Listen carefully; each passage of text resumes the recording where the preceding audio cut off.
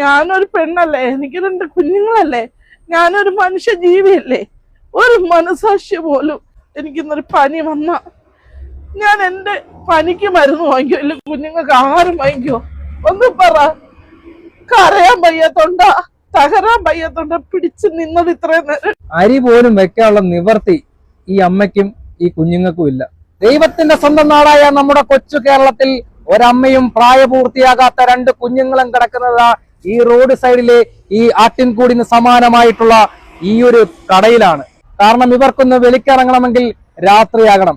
ഏതെങ്കിലും മയ്യത്തൊക്കെ പോയിരുന്ന ഇവർ പ്രാഥമിക കർമ്മങ്ങൾ ചെയ്യുന്നത്. വളരെ സങ്കടകരമായിട്ടുള്ള ഒരു അവസ്ഥയിലാണ് ഈ ഒരു വീട്ടിൽ ഈ അമ്മയും രണ്ട് പിഞ്ചു കുഞ്ഞുങ്ങളും കിടക്കുന്നത്.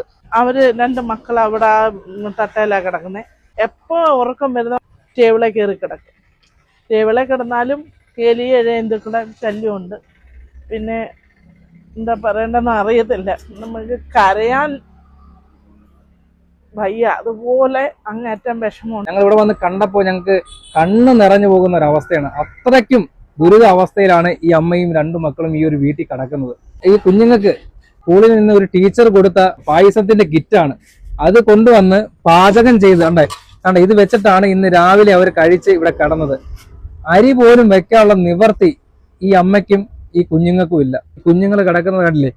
ഈ കുഞ്ഞുങ്ങൾ കിടക്കുന്ന ഈ ഒരു തട്ടാണ്. ഈ തട്ടടിച്ച് ഈ തട്ടിന്റെ മണ്ടയിലാണ് ഈ കുഞ്ഞുങ്ങൾ കിടക്കുന്നത്.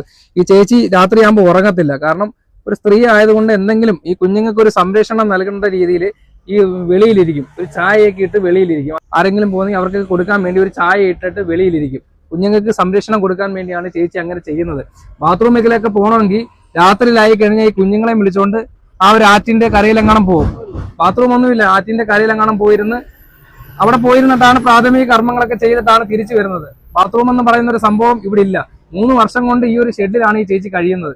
ഞാനൊരു പെണ്ണല്ലേ, എനിക്ക് രണ്ട് കുഞ്ഞുങ്ങളല്ലേ, ഞാനൊരു മനുഷ്യ ജീവിയല്ലേ.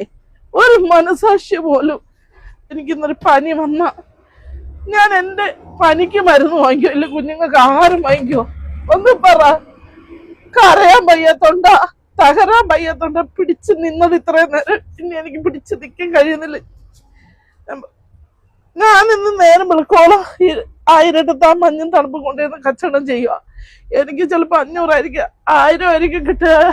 ഞാൻ ആ പൈസ കിട്ടുന്നത് നാളെ എന്റെ കുഞ്ഞുങ്ങൾക്ക് അരി വാങ്ങിച്ച് കഞ്ഞി വെച്ച് കൊടുക്കും. ഞാൻ അതുകൊണ്ട് ആശുപത്രി പോയാ ആശുപത്രിയിലേ പോകുന്നില്ല, മരുന്നേ വാങ്ങിക്കുന്നില്ല. തീരെ നിവൃത്തി വരുമ്പോ ഗതികെട്ട് ഇന്നിച്ച് നടക്കാൻ വയ്യാതെ വരുമ്പോ എന്റെ മൂത്ത മോന് അവനെ എനിക്ക് എന്തെങ്കിലും ബുദ്ധിമുട്ട് വന്നാൽ അപ്പോഴ് കൈ കിട്ടുന്ന എല്ലാം ഭാര്യ വെച്ച് അടച്ചു പറക്കി അപ്പൊ ഏതെങ്കിലും വണ്ടിക്ക് കൈ കാണിക്ക് ആശുപത്രി കൊണ്ടുപോകും. അവിടെ കാഷ്വാലിറ്റി കൊണ്ടിടുക, ഇഞ്ചക്ഷൻ എടുക്കുക, മരുന്നെടുക്കുക, ട്രിപ്പ് ഇടുക, തിരിച്ചു വരും. ഇതിപ്പോ 3ാമത്തെ പ്രാവശ്യമായി എനിക്ക് സ്കാനിങ് ചെയ്യാൻ പറഞ്ഞത്. ആഹാരം കഴിക്കുമ്പോ ഈ അന്ത്യഭാഗത്ത് വയറിന് വേദന എന്തുകൊണ്ടെന്നാ എനിക്കറിയത്തില്ല മക്കളെ. ഞാൻ ഇനി ഒരു കാര്യം പറയാ, എന്റെ മൂത്ത ഇത്രയും വയ്യാഴിക്കലും വിഷമവും സങ്കടവും ഒക്കെ കണ്ടാ കുഞ്ഞു വളരുന്നത്. പക്ഷെ എനിക്കൊന്നും വയ്യാതെ വരുമ്പോ അമ്മ പോയി കിടന്നുറങ്ങ്, ഞാൻ ചായ ഒഴിക്കാം. അവർ തന്നെ അറിയാം ചായ ഒഴിച്ചില്ലെങ്കിൽ നേരം വിളിക്കുമ്പോ അവര് പട്ടിണിയാവുമെന്ന്. മക്കളെ കൊണ്ട് ഞങ്ങൾ എങ്ങോട്ടെങ്കിലും പോകണമെന്നോ അല്ലെങ്കിൽ ഇവിടെ നാട് വിട്ട് പോകണമെന്നോ മരിക്കണമെന്ന് എനിക്ക് തോന്നിയിട്ടില്ല. കാരണം മക്കളെ കൊന്നിട്ടുള്ള ഒരു ജീവിതം എനിക്ക് വേണ്ട. അതിലെനിക്ക് ആത്മാവ് ചെന്ന എന്റെ സ്വർഗത്തിൽ എന്നാലും എനിക്കത് സമാധാനം കിട്ടില്ല. കാരണം ഞാൻ ദൈവത്തോട് ചോദിച്ചു വാങ്ങിച്ചത് എന്റെ മക്കളെ. ഓണമൊന്നും ഞങ്ങൾക്ക് ഒരുങ്ങണമൊന്നും ഇല്ല, പക്ഷെ മനുഷ്യനല്ലേ അന്നം കഴിക്കാതെ കിടക്കാൻ ഒക്കത്തില്ലല്ലോ. ഇവിടെ വന്ന് ചായ കുടിക്കുന്ന ആരെങ്കിലും ഒരു 10ഓ 50ഓ ഒക്കെ കൊടുക്കും. അതുകൊണ്ടൊക്കെയാണ് ഇവർ കഴിഞ്ഞു പോകുന്നത്. മിക്ക ആൾക്കാരും ഇവിടെ വന്ന് ചായയൊക്കെ കുടിക്കത്തില്ല. കാരണം അവിടെ ഇവിടെയൊക്കെ വലിയ വലിയ കടകളുണ്ട്, ചായക്കടകളുണ്ട്. ആ ചായക്കടയിലാണ് പല ആൾക്കാരും വന്ന് ചായ കുടിച്ചിട്ട് പോകുന്നത്. ഇങ്ങോട്ട് ആരും തിരിഞ്ഞു നോക്കാറില്ല. ആരെങ്കിലും ഒക്കെ ഇടയ്ക്കൊരു 10ഓ 300ഓ 400 ഒരു കച്ചവടം നടക്കും.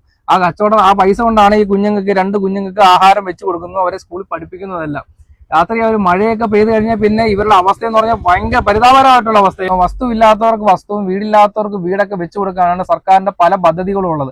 അത് ഇതുപോലുള്ള സാധാരണപ്പെട്ട പാവം പിടിച്ച ആൾക്കാർക്കൊക്കെ കൊടുക്കണം. അല്ലാതെ നിങ്ങളുടെ ഇഷ്ടക്കാർക്ക് മാത്രം കൊടുത്തിട്ട് പോകുന്ന ഒരു സമീപനം നിങ്ങൾ കാണിക്കരുത്. സഹായിക്കാൻ മനസ്സുള്ള നല്ലവരായിട്ടുള്ള ആളുകൾ ഈ കുഞ്ഞുങ്ങളെയും ഈ അമ്മയും ഒന്ന് സഹായിക്കുക. അത്രയും മാത്രമേ ഞങ്ങൾക്ക് പറയാനുള്ളൂ. നിങ്ങൾ സഹായിക്കുമെന്ന് ഉറപ്പ് കൊണ്ടാണ് ഈ ഒരു വീഡിയോ നിങ്ങളുടെ മുന്നിലേക്ക് എത്തിക്കുന്നത്.